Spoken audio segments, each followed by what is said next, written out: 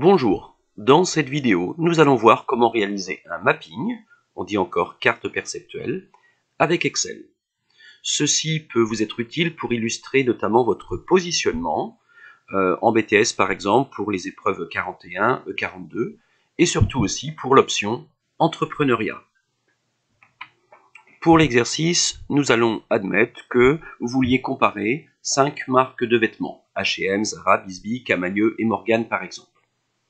Vous avez identifié les prix pratiqués, le niveau de qualité et avez estimé une note sur 10 pour chacun d'entre eux. Pour le prix, on va estimer que 0 signifie prix très élevé et 10 plutôt bon marché. Et pour la qualité, 0 mauvaise qualité et 10 qualité maximale. Comme nous allons effectuer le mapping grâce à un graphique à bulles, il nous faut une colonne supplémentaire pour laquelle tout bêtement, vous allez noter la valeur 1 pour le volume du cercle. Je vais donc sélectionner les cellules grisées ici, celles qui contiennent une valeur, et demander à insérer un graphique de type autre graphique, bulle et bulle en 3D.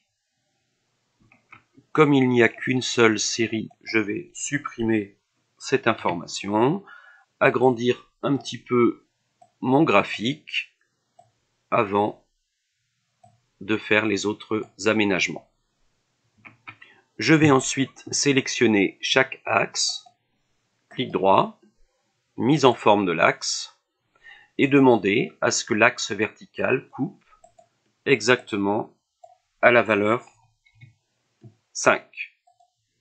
Je vais faire la même chose pour l'autre axe, mise en forme de l'axe, valeur de l'axe, coupe à 5. Étape suivante, nous allons insérer les logos dans chaque bulle. Je vais commencer par H&M, qui correspond aux valeurs 8 et 3. Donc, cette bulle-ci, clic droit, mettre en forme le point de données, remplissage, remplissage avec une image ou une texture, et je vais aller rechercher le logo que j'ai déjà copié par ailleurs, dans Fichier, pour moi sur le bureau, et c'était H&M.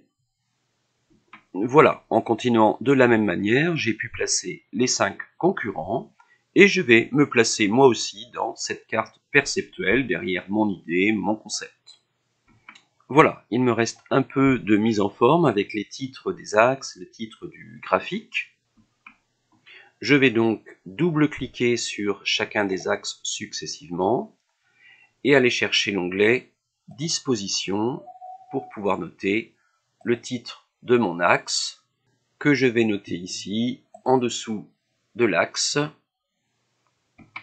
et modifier ici le titre avec qualité, on va dire, faible. Idem pour le second axe avec prix élevé pour moi du côté gauche. Évidemment, toutes les valeurs sont parfaitement inventées et ne correspondent pas du tout ici à la réalité. En cliquant dans le graphique, je peux à nouveau par l'onglet Disposition ajouter un titre au-dessus du graphique. Par exemple, carte perceptuelle mode féminine. Et enfin, je peux travailler un peu sur la mise en forme en augmentant la taille de mon titre, par exemple. De même pour les deux axes.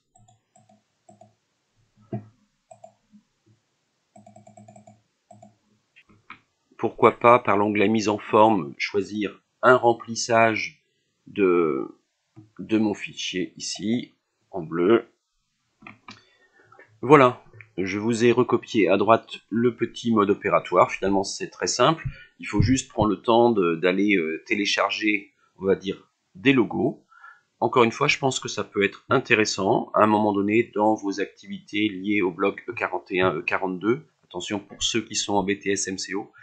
Ou lorsque vous cherchez d'une manière générale à parler de votre positionnement par rapport à la concurrence. Et pour ceux qui font l'option entrepreneuriat, voilà, c'est un outil supplémentaire. Et voilà, donc comme à l'accoutumée, les deux ouvrages qui peuvent vous accompagner pour l'option ici entrepreneuriat ou pour des exercices de gestion corrigés, l'adresse académique sur Nantes et les deux chaînes YouTube à disposition. Bon courage!